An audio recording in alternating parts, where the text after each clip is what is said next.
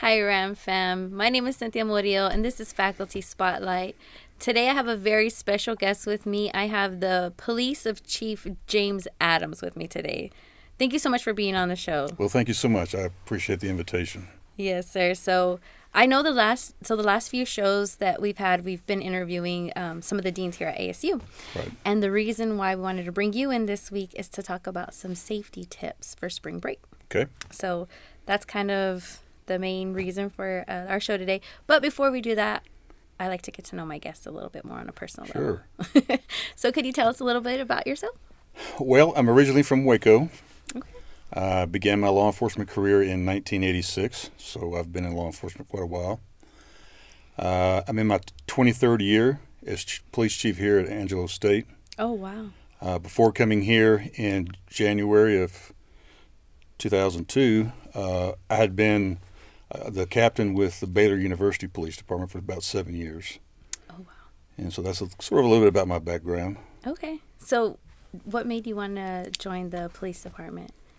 As a child, did you ever think you were going to be doing this? Well, like a lot of people, I guess, I started off in junior college. Uh-huh.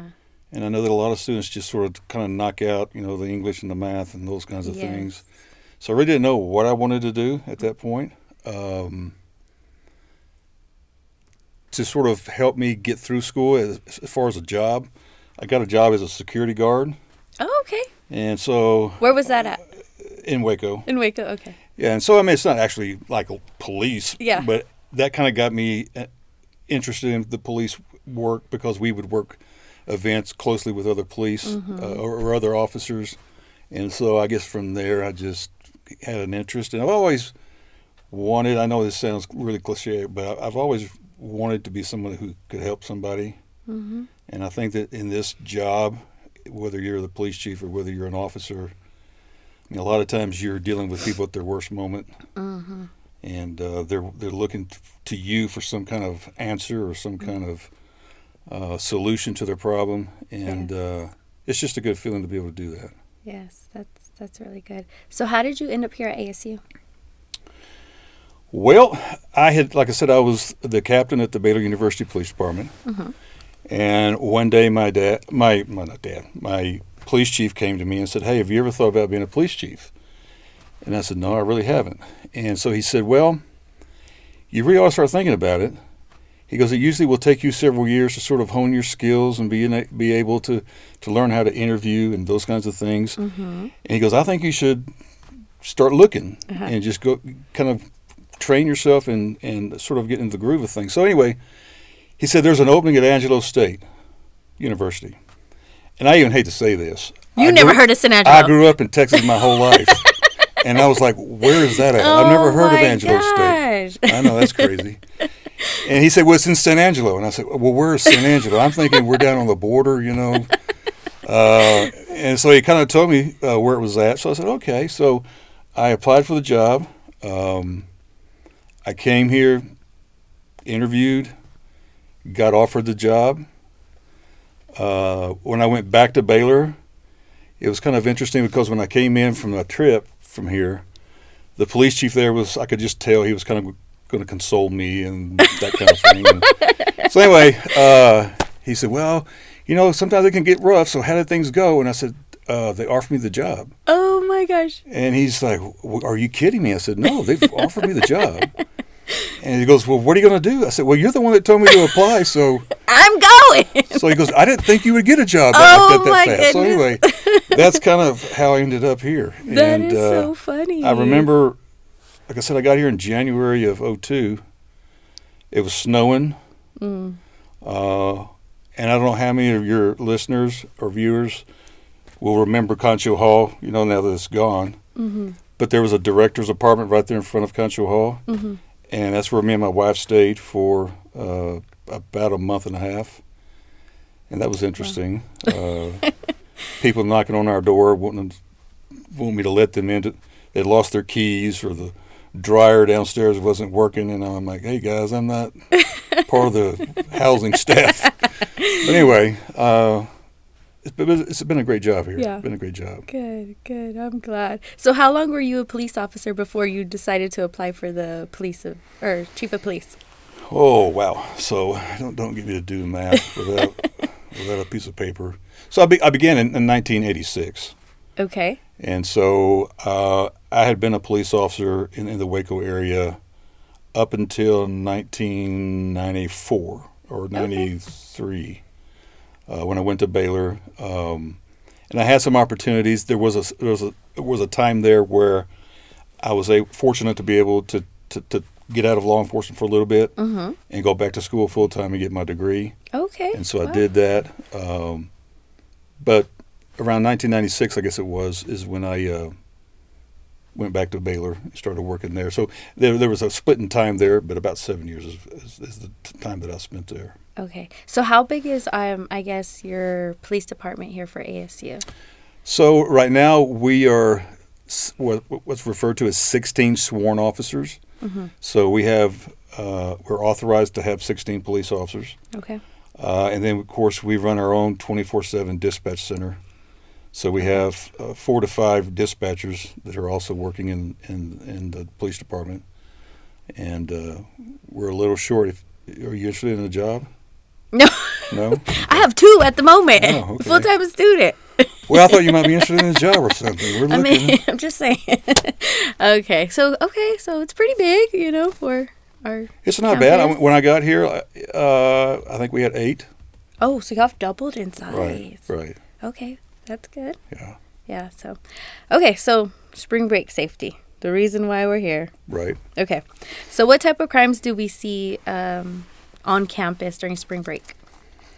Well, really, you don't see a whole lot on campus during spring break because a lot of the students are gone. Yeah. So that's kind of a downtime for us, which I got to tell you, that's one of the things I love about spring break. Spring break. Law enforcement in a university setting is just great. I mean, during we breaks. have all these built-in breaks. It's very unique. I tell people there's all kinds of different forms of law enforcement. And we just happen to be one specialized type of law enforcement that happens to be working on a college campus. Yes. But typically during spring break and then during the Christmas break, things are usually pretty quiet. Yeah. Okay. Now we do have jurisdiction on city streets, so our guys there'll be a lot more officer initiated activity, whether that's traffic enforcement or whatever that might be. But as far as student involvement, it's usually pretty quiet. Okay. Do you have any safety tips for students staying on campus? Well, I think just generally speaking, whether you live on campus or not, the one thing that's probably the most important thing is that you are always aware of your surroundings. A lot of us get tunnel vision. You come out of the store or you leave your apartment or whatever. You're just thinking about what you're fixing to do or what things you have coming up, and so sometimes you don't really pay attention to what's going on around you. So I think that's probably the first thing that's probably the most important thing. Okay. I would say the second thing is to trust your instincts. I don't know how you define that. I jokingly say it's kind of like your spider senses, Spider senses. But all of us have been in situations before where something just didn't feel right. Yes. And I think that if that happens, then someone should take that serious. Yes. And should act on that. For sure. And then I would say the third thing would be have a plan. Think through what you would do in certain situations. I mean, we don't want people to live in fear their whole life. Yes. And walk around scared to death. But it doesn't take but just a few minutes at some point just to sit back and go, what would I do if this happened? Or what would I do if that happened? I often say, the time to have a plan is not when something's going on. Yes, for sure. And that's not the time to come up with your plan. So at least if you have the wherewithal to be able to think through that and have the time to do that, I think somebody's pretty wise to be able to do that. Yeah, because I'm horrible in emergency situations. Right. I mean, I think one time we had like a little fire going on. There was literally a fire extinguisher inside. But my first thought was like, I don't know how to use it. So I'm running around in a circle like, what do we do? What do we do? Not thinking that I worked at a retail store and there was a gallon of water like on the shelf. You just go. I'm just being honest. I'm not good in emergency situations. So that's a really good tip. Like, think through some Yeah, situations. think through. I mean, police officers do that all the time. When you get a certain types of calls that you have to respond to, on your way there, you're thinking, okay, so again, as an example, domestic disturbances. While we don't deal with that much here in this environment, when I was a police officer in a municipality, domestic disturbances are probably the most dangerous thing, other than traffic stops that officers have to do. And so I know that every time that I would get dispatched to a situation like that, and I knew that's what was going on. I knew that when I get there, there's probably going to be a lot of emotions. There's going to be a lot of anger. People are not going to be getting along. That's why I'm coming. And so you sort of, as you're responding to the scene, you're sort of going through your head, okay, this is what it might look like, when I get there. And if this happens, this is what I'm going to do. And I think it doesn't take a whole lot of time. I mean, it's not anything that's really difficult to do. It's just being able to be able to think through and realize that that's an important thing to do is to think through before something happens. So so during spring break, like I know everything's kind of calmer, but if for any reason we were to see a situation like a suspicious person, or if we wanted to report a crime, how do we do that on campus? Do we call 911? Is there a special number we have to call? How does that work? So number one, if you see something suspicious, you should call us immediately. Okay. It's frustrating sometimes when we get a call and we arrive and it's something that happened an hour ago. Okay.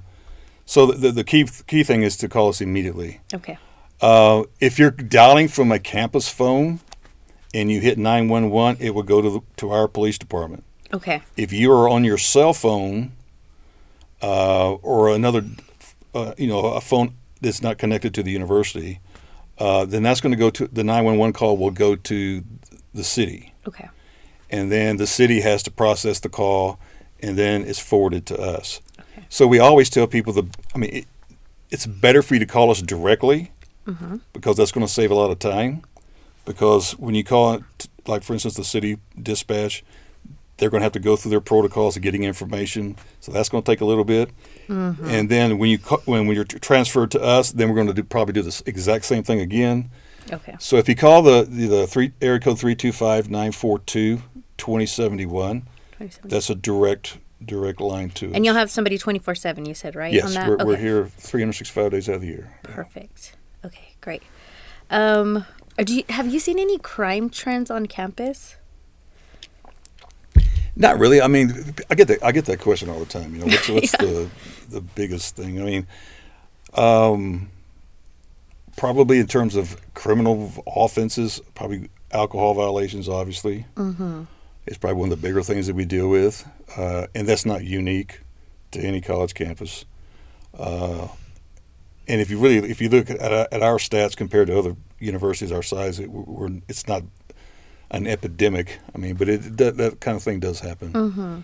The other thing is the second probably most common thing that we respond to would be thefts. Okay, I would say I get a lot of emails on my Ramport about bees. Right. On the lookout. And the odd thing about it is that most of the time the people committing the theft have nothing to do with the university. Oh, okay. So they're coming on. They're coming on to the campus, and so they're sort of preying on the campus as opposed to it being it happens sometimes where it's a student or someone like that's involved in it, but typically it's someone outside the university that's guilty. And one of the things we're very excited about is, and this program continues to expand, is the number of security cameras that we have on campus. We are right at, if not over, 1,000 cameras on the campus. Wow! And we continually, every semester, add more and more cameras. So a lot of the things that we send out, typically it's those need to identify. Yeah. It's like, hey, we don't know who this person is. Does anybody know? And almost all those images that we use are coming from security cameras. Okay. Wow, 1,000. And we also post that on social media. Okay. So sometimes the tip comes from somebody that's on campus. I would say the majority of the time, it's somebody who saw it on Facebook or on Twitter or something, something like that. He said, "Hey, I know who this guy is." The power of social media. I mean, we've had some that we've identified like in 5 minutes, and we put it No out. way. And 5 minutes later, somebody calls and says, "Hey, that's my brother-in-law," or "That's my cousin." It'd be your own family. Yeah, ratting on your own family. That's not good. But so it's very few times actually that we've sent out photos of somebody we're trying to identify that we haven't gotten some kind of tip. Okay. Yeah. So if we are a caller calling in, if you're like me, who are not good in emergency situations, what are some tips maybe that we need to know when we're calling in? Is there anything any important information we need to relay, or? No, I think that the important thing is to remain calm. The dispatcher is going to ask you a lot of questions, and sometimes people get irritated by that. Yes. But I mean, we need to know who you are, where are you at. If it involves another person, do you know who they are? Mm-hmm. What are they wearing? Where's the last time you saw them? Where's the last place you saw them? Mm-hmm. So sometimes people get frustrated, like, well, just send somebody over here, But just remain calm, answer the questions, and again, if you cooperate in that process, it's much faster than being reluctant to want to give that information out. So, and most people are. I mean, it's rare that anybody gets that frustrated with that. But you just expect there to be a lot of questions that's going to be asked. Okay. And if for those traveling for spring break, is there a certain, time that's safer to travel, or is there any safety tips on traveling? That probably, obviously during daylight time would be the best time to travel. Okay. Travel in well-trafficked areas. Mm-hmm. I think it's important that you always let somebody know when you're leaving and where you're going. I mean, if you're going to go see somebody, then you should tell them, hey, call them and say, hey, I'm leaving, and this is the route I'm taking to your house. Okay. And I should be there about such and such time. And that way somebody knows generally where you were supposed to be in case something happens. At least they know where to start to look for you. Yes. That's the most important. And parents are really good about that. Like if you're going home, for the holidays or the weekend, they want to know everything, right? It's like, well, when are you leaving? And call me when you get halfway and that kind of thing. But maybe sometimes when you're going to see friends or something like that, you don't really think much through that. But I think it's important that you let people know where you're going. Okay. And really what route you're taking. So that brings up actually a good point. So there's a lot of controversy over sharing your location, because some people feel like it's safe so that people know where you are, and other people feel like it's too much information. You don't want everybody to know where you're at. Right. So what is your take on sharing your location? I think that's a personal decision, to be honest with you. I mean, obviously, when you give that information, or you allow that information to be captured, you're giving up some of your freedom, some of your, your liberties, I guess. But I think you have to realize, is that a good trade-off? I mean, do you want somebody to know where you're at? We have the phone app here on campus, ASU Safe. Yes. And it has several features, and a lot of those are tied to location. If you call us, and you see the call boxes around campus and all that, and those are nice to have. But I mean, it literally turns your cell phone into a call box. Okay. And even if you can't talk or whatever, you're in contact with our dispatcher, and they can see. They're looking at a map, and they can see exactly where you're at. So I think it's a personal decision. I mean, I know some people don't want to give that information up, and I get that, but. The trade-off is, hey, if you get in trouble, you need some help, at least they know where to go look. For sure. And this is probably just a personal decision as well, but as far as a crime standpoint, do you feel like it's safer to travel with card or cash when we're on spring break? Well, I think probably traveling with a card with less cash. Okay. You don't ever want to be in a situation where if you do have a large sum of money, where you're flashing that. We're students. We don't have a large sum of money. I got mama's or daddy's credit card, right? But I mean, you never know who's looking over your shoulder, and This is true. if you've got a lot of cash on you, that may make you a target or an opportune target for somebody. If you're traveling, you should always, if you can, have somebody with you. There's power in numbers. Mm-hmm. Typically, you almost have to think like a thief would, or think like a criminal would. Mm-hmm. Generally speaking, like, for example, a thief. They don't want a problem. They want to sneak in, do what they're going to do, take what they're going to take, and leave. Okay? Yes. So my job is, what can I do to make that the most uncomfortable thing for this person? I hate to say this, so they go someplace else. So I'm not, I'm not the target. I'm not the victim. And so, just simple things. Yes. For instance, like your car. Yes. I mean, we see this all the time on campus. A lot of the car burglaries that we have, you can see them on camera because we have a lot of cameras in the parking lots. You can see them walking through, checking doorknobs to see if. So we're just making it easy for them. So if they walk up to a car that's locked, I mean, they're going to have to smash the window to get in. And again, what is that going to do? That's going to draw attention to them. That's not what they want. Yes. They want to quietly do what they're going to do and then leave. So they're just going to walk around and they're going to look for a car that's not locked. Yeah. So I mean, those kinds of things. So I think that again, traveling with somebody, if you can, be aware of your surroundings. Make it difficult for a criminal. These are crimes of opportunity, and not to blame a victim, but what I'm saying is a lot of times we allow ourselves to get in a situation where we're a good target, and it would have just taken a few minor things we could have done on our part to maybe lessen that possibility. Yes, for sure. So a lot of us are 21 and over, and what about drinking? Do you have any safety tips as far as like attending parties, drinking, accepting drinks? What about drinks that are given to you that you haven't seen made right in front of you?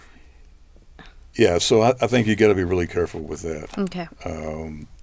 Especially if you're in an environment and you're around people that you don't know. That's not to say that can't happen with people that you know, but especially if you're in a place where you don't know the individuals around you. They always say don't ever leave your drink unattended, and I think that's probably really, really good advice. And then just to be careful with over drinking, too much consumption. I'm sure people realize it. Too much alcohol is like a poison. Yeah. And you can die from it. So, I mean, everything should be done, in moderation and making good decisions. And then, again, I can't stress enough the importance of having somebody with you that you know, especially if you're a female, to have either another female with you, or because a lot of these people think, oh, it's a female, so they're a better target.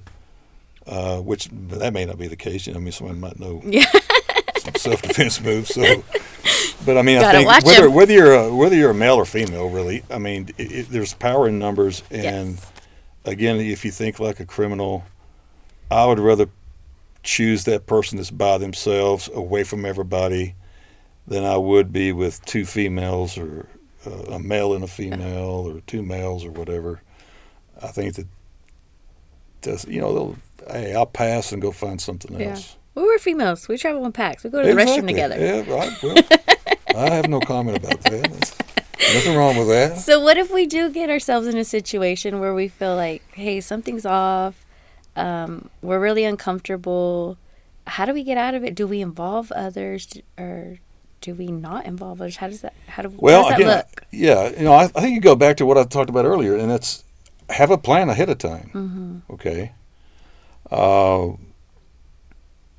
If there's a buddy system that you've got, maybe you have a code word that you can use with that person, and when they hear that, they know that step away from you and maybe call you on your phone. Okay. And say, hey, this is my mom and dad, or hey, I got a family emergency I got to go take care of, and they can help you sort of extract you out of that situation. Yes. Okay. That's good. And if nothing else, think on your feet. If you're by yourself and you don't have a buddy system, I mean, just pretend like you got a text message. Yeah. You know what I'm saying? Say, hey, my phone's vibrating here. Oh, I got a text message from so-and-so. Let me call them right quick. And then just either make a real call, would probably be better if the circumstances are bad, but fake a call. Yeah. And say, hey, you know, I'm sorry, I got to go, whatever, and just get out of that environment. I feel like you're really good at this. It must be all your expertise, because I don't think I would think like that, like on the fly. Oh, this really? is why I have to have a plan ahead of time. Well, I'm giving you some plans. I know. I'm so excited. I mean, not that I want to be in those Right. situations, but I'm horrible at them. So just in case. What about like pepper spray and personal alarms? Do you feel like they're effective? I think that if you're proficient with those things, they can be. We don't even carry. Y'all don't? We don't carry any mace whatsoever. Okay. In my experience, again, in my 30-plus years, I can probably count on one hand the number of times where we used pepper spray and it was a good outcome. Oh, wow. Because typically you end up spraying yourself. Oh, my goodness. I mean, because obviously if you're in a situation where you need pepper spray, you've got to make some really quick decisions. And I don't think you have time to stop and which way is the wind blowing? You know, how hard is the wind blowing? You know, that kind of thing. So, I mean, Yes. a lot of times what I have seen in law enforcement is when pepper spray is used, they end up spraying their other officers or spray themselves. Yeah, okay. But again, that's a personal decision. Again, yes. There's different kinds. I mean, there's actually a foam kind of it's more of a foam instead of a spray, which is not as it's not aerosol, so it sticks together a little bit better. Okay. So I mean, I guess if you're into pepper spray, that's probably the better thing to do. Okay. And then on the stun guns and all that, I think you got to be careful that you don't give yourself a false sense of security. We carry tasers, and you can, just get on YouTube and look it up. I mean, you can see a lot of times where tasers aren't effective, Okay. with certain people. So if you're walking around and you're thinking, hey, this is going to work with everybody, or you've never been trained on how to use it properly. Because most of us haven't. Right. We're just buying and then tasers and pepper spray. anything. Well, hoping for the best. I've got a taser. I've got a whatever. So I'm good. Yeah. Oh, that's so good. But you got to think about, can it be used against you? Those kinds of things. So I just go back to where we started, and that is everything's a personal decision. Yes. Okay. You've got to decide whether you're willing to take the risk, whether that's a good enough trade-off. Okay. I got you. So speaking of personal, do you have any spring break plans? I don't, actually. No spring break plans? No, actually, well, I take it back. I'm leaving Friday to go to Big Bend. Oh, that's going to be so nice. Yeah, we're going to go camping. So I'll be love there camping. 3 days. And Cool. I don't know why I forgot that. That's a big thing. I haven't started packing yet, so I've got to do that. I never pack till like the day of. Yeah. Horrible. I hate packing. I hate it. It's my pet peeve. Right. You always forget something you need. Yeah. And I don't know if you've ever been to Big Bend, but I've never been. if you get down there, How far's the drive? 4 hours, something like that. I might make some last minute plans. But there's not a Walmart every Yeah. 25 miles, and so you got to be, especially where we're going. We're going to be right around the national park, Big Bend National Park. Yeah. So you got to kind of make sure you plan ahead and think through what you're going to need. Cool. I've never been. I've always wanted to go though. Okay. Well, we're running out of time, but I got one last question for you. Okay. Because it is a radio show, so I'm going to ask Okay. you. What are you listening to? Music? Yes. Well, I like country music. Oh, I love country music too. That's my favorite. And I like old country music. Uh-huh. So, Waylon Jennings, Merle Haggard, Willie Nelson. Oh, okay. I mean, those are my Glenn Campbell. I mean, people are probably thinking, who are those people? But, that's typically the kind of stuff that I listen to, the older country stuff. Very cool. Well, that's it. We are out of time. Thank you so much again, Ram Fam, for watching. Again, this was Faculty Spotlight. I was here today with Chief Adams. You have been such a great guest. So kind, so gracious to come on our show. Okay. And really, really good information. So I'm really grateful that we got that right before spring break. Right. I even took a lot of that for myself. So everybody be safe, and yes. If you need us, call us. Yes. All right. Thank y'all. Y'all have a good week.